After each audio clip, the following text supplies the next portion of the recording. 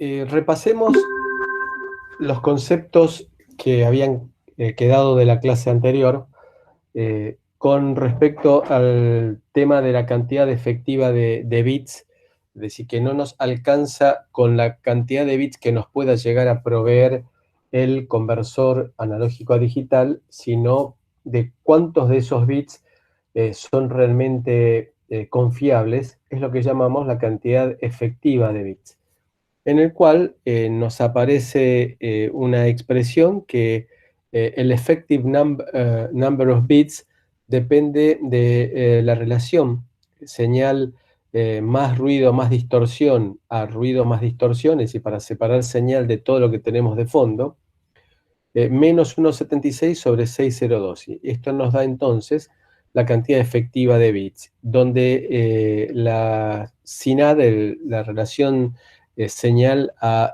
ruido más distorsión, dividido ruido más distorsión, se expresa en decibeles, en la representación logarítmica, y nos aparece entonces este factor 1,76, que es el error de cuantización de un conversor analógico a digital ideal. Entonces, de acuerdo con el monto de ruido que nosotros tengamos y de distorsión que nosotros tengamos por los amplificadores que hay de por medio, expresamos la cantidad efectiva de bits que haya, y ya no me interesa tanto lo que me da teóricamente la resolución del conversor, sino los que realmente son confiables.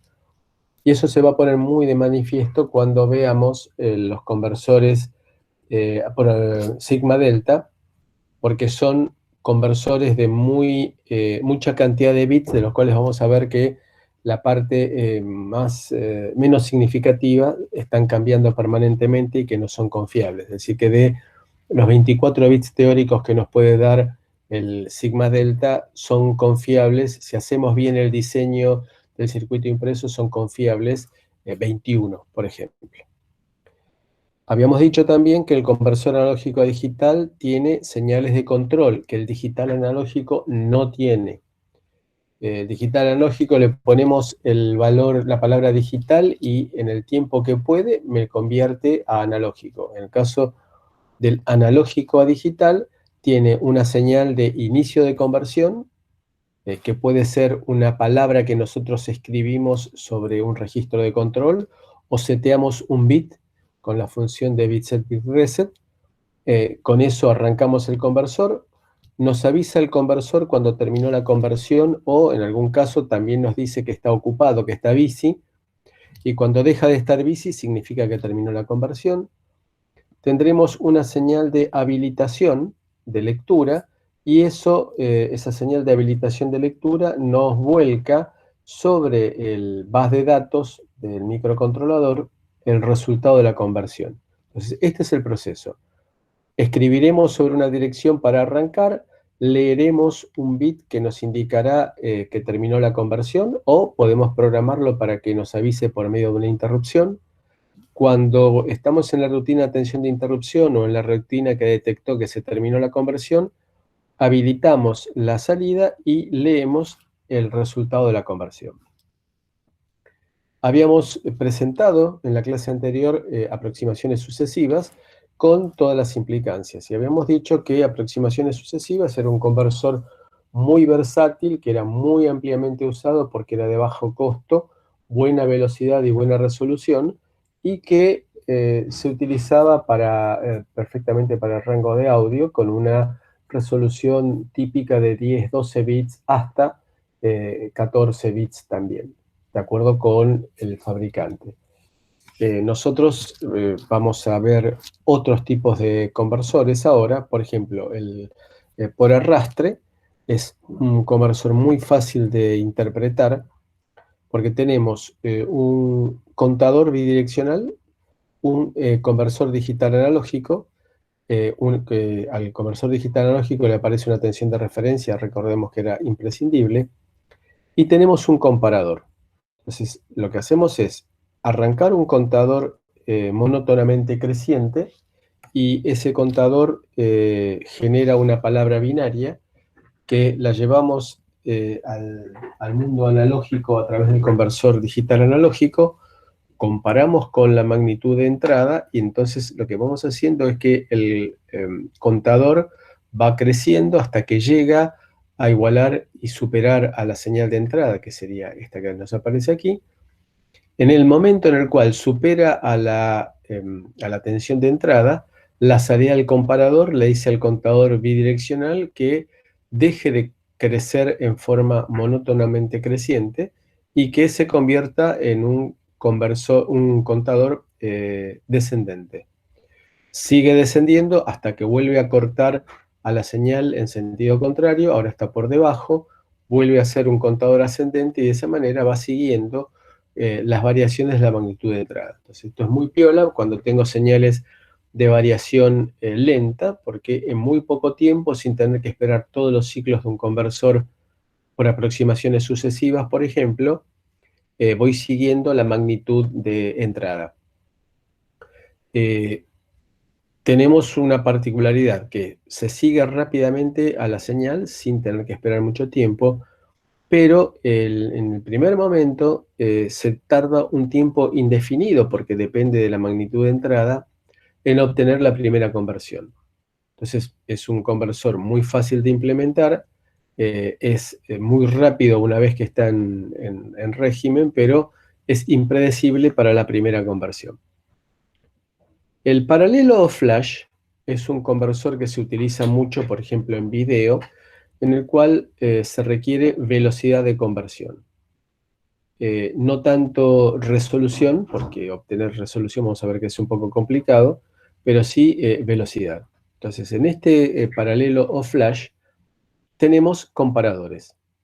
Supongamos que tenemos, por comodidad, un conversor de 8 bits, entonces vamos a armar una red de resistores, de divisores, todos los resistores son de igual valor, y en la entrada de cada comparador tendremos, por un lado, la magnitud de entrada, le llega a todos, y por otro lado, una parte proporcional de la tensión de referencia dada por los divisores de resistivos que tenemos.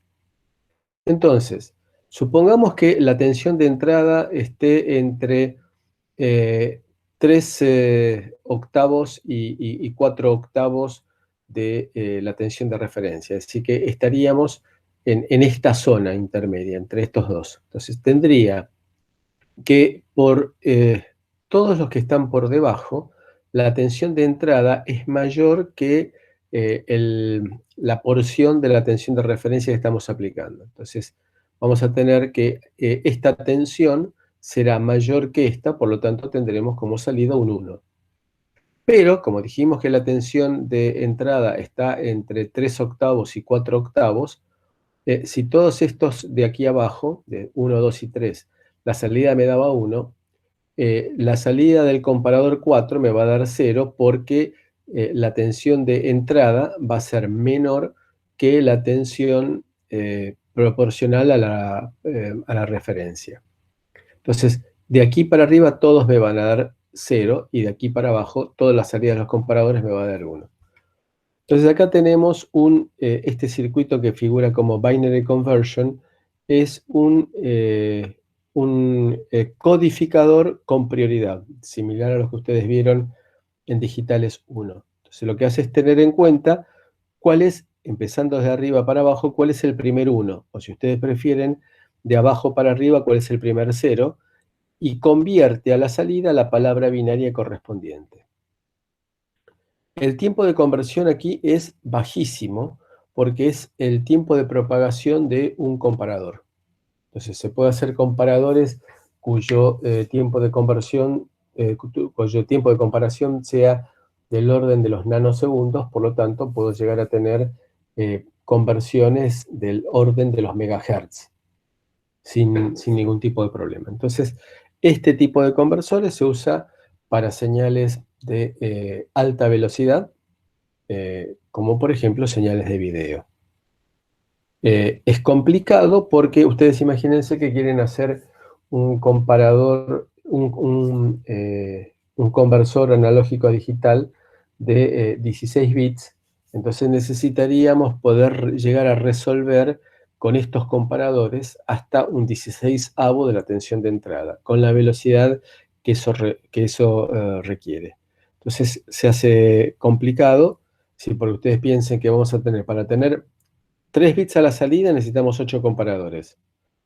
Si nosotros tenemos tener a la salida 16 bits, por ejemplo, necesitaríamos tener 65.536 comparadores, 2 a la cantidad de bits de salida que yo quiera, lo cual hace que sea prácticamente imposible de realizar, de implementar en la práctica por razones de tipo tecnológico. Entonces, el conversor paralelo flash es rápido, es simple, pero no se puede utilizar para una gran cantidad de bits de salida. Aquí es las consideraciones. Si la tensión de entrada es menor a medio bit menos significativo, todas las salidas están en bajo, y así vamos analizando cuando va cambiando de bit a bit. Dijimos entonces que el paralelo flash se usa para señales de alta velocidad con una moderada resolución, porque tiene complicaciones de tipo tecnológico para implementar tal cantidad de comparadores. El otro conversor que vamos a mencionar es el pipeline. El pipeline, el principio de funcionamiento es bastante sencillo también. Tenemos amplificadores que tienen ganancia 2. Aquí tenemos un comparador que por un lado tiene la tensión de referencia, cada comparador, y por otro lado la magnitud de entrada. Entonces, si la salida de este comparador es digamos, la magnitud que estamos haciendo es comparando con la tensión de referencia sobre 2, es decir, si la tensión de plena escala sobre 2. Si queremos tener 5 volt de tensión de plena escala, entonces la tensión de referencia será 2,5 volt. Comparamos la tensión de entrada entonces con 2,5 volt. En el caso de que la salida me dé que es mayor que 2,5 volt, si la tensión de entrada es mayor que 2,5 volt, lo que hacemos es dejar pasar esa magnitud directamente sumándole o no la mitad de la tensión de referencia. Es decir,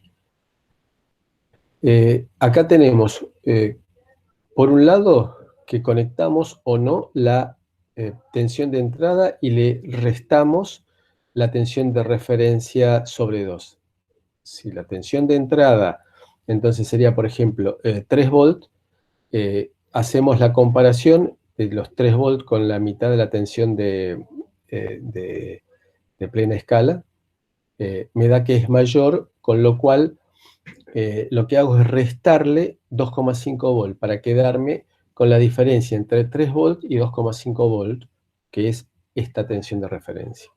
En cuyo caso amplifico por 2 la diferencia, o si la tensión de entrada es menor que la tensión de referencia sobre 2, la dejo pasar tal cual y la multiplico por 2. Si en un caso multiplico la tensión de entrada por 2 directamente, o en otro caso multiplico la diferencia entre la tensión de entrada y la tensión de referencia. Entonces, si yo tengo 3 volt, comparo con 2,5 volt, que sería la tensión de referencia, la diferencia 0,5 la multiplico por 2. Ahora, si yo tenía 2 volt, la comparo con la tensión de referencia, me da que es menor, entonces multiplico directamente esos 2 volt, no la diferencia con la tensión de referencia. Entonces, de esta manera, lo que voy haciendo es haciendo comparaciones y fijándome cuál es el resultado, cuál es el interruptor que cierro, me voy quedando con que me va diciendo entonces, en este esquema de pipeline, porque es una tubería, lo mismo que en el caso del microcontrolador Cortex, de acuerdo con que multiplique o no multiplique por 2 la diferencia o la magnitud de entrada directamente, voy obteniendo los bits, cada uno de los bits de conversión. ¿Alguna duda hasta aquí? ¿Alguna pregunta?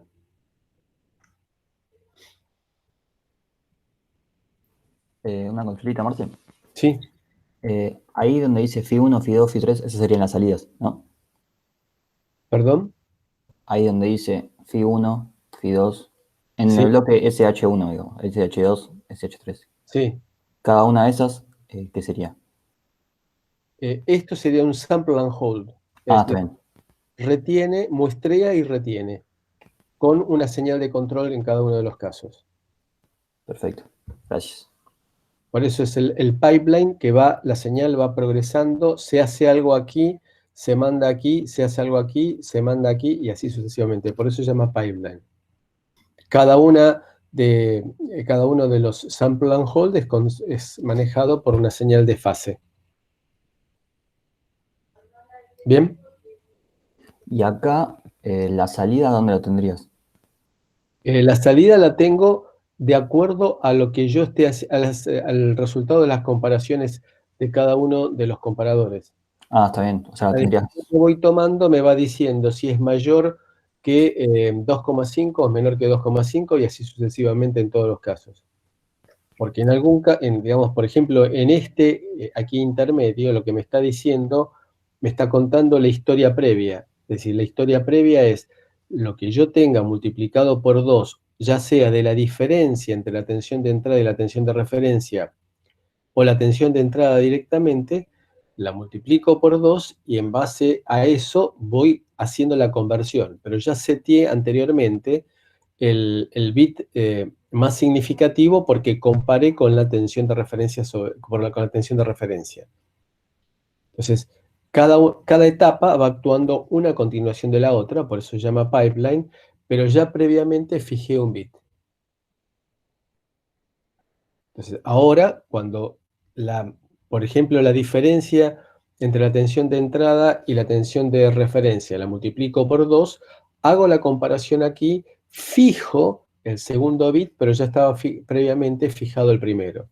Y así sucesivamente. Cuando hago la comparación aquí, defino el tercer bit, pero ya están fijados los dos anteriores por las comparaciones anteriores. Y acá está la justificación, de implementación. Y ahora, fíjense que acá hay un hecho significativo. Aquí en el pipeline no tenemos conversor digital analógico. En los que vienen a continuación, rampa y doble rampa, tampoco tenemos conversor digital analógico, sino que trabajan con un contador. Veamos en el caso del rampa, es muy fácil de entender. Aquí tenemos un integrador, un operacional con el capacitor en la realimentación. Esto es un integrador. Integramos la tensión de referencia y nos da una rampa. La integral de una señal constante es una rampa. Cuando la tensión de la rampa alcanza la tensión de entrada, el comparador detiene el contador. Y es fácil de entender que el tiempo de conteo, es decir, el valor de cuenta al cual hemos llegado, dependerá de la tensión de entrada. Cuanto mayor sea la tensión de entrada, más tiempo va a tardar la rampa en llegar a la tensión de entrada y la cuenta de salida del contador será mayor. Cuanto menor sea la tensión de entrada, más rápidamente la rampa va a alcanzar a la tensión de entrada y por lo tanto la cuenta será menor. Es un circuito muy fácil de implementar, muy económico, no tiene conversor digital analógico, por lo tanto me permite evitar todos los errores que estaban vinculados con tener un conversor digital analógico, como por ejemplo el error de linealidad diferencial. El rampa es fácil de implementar, pero tiene un problema serio, que es que normalmente la tensión de entrada viene montada con el ruido más frecuente que nos vamos a encontrar nosotros, que es la tensión de la señal de alimentación, la señal de 50 Hz. Por tal motivo, es muy fácil de implementar, pero sería válido solamente para el caso en el cual podamos garantizar que la señal de entrada está exenta de 50 Hz, que evidentemente es muy difícil de lograr porque estamos con todos los cables que tenemos en nuestro trabajo, en nuestra casa, que rodean nuestro ámbito, tenemos una espira que está induciendo 50 Hz sobre cualquier cosa. Por lo tanto, vamos a aprovechar una de las consideraciones básicas de teoría de circuitos 1 y de análisis de señales y sistemas, que es que la integral de una señal senoidal a lo largo de un número entero de periodos, ¿cuánto vale? Repito la pregunta. La integral Cero, porque de una señal senoidal a lo largo de un número entero de periodos vale 0, porque el área de un signo se compensa con el área del otro signo. Y recuerden ustedes que la integral, el concepto de interpretación de integral es el cálculo de área. Entonces vamos a hablar del doble rampa. En el caso del doble rampa, lo que hacemos es distinto.